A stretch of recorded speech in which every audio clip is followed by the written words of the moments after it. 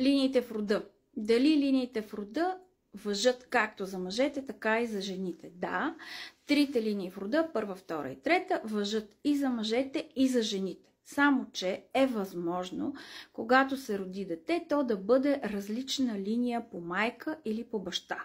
Защото за майката може това да не е първо зачеване, нали, може да е второ, примерно, или трето, а за бащата да е първо или обратното.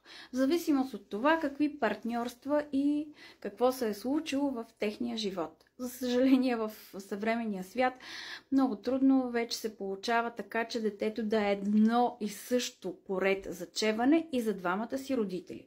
Когато сте различно зачеване за двамата родители, означава, че притежавате характеристики на две линии.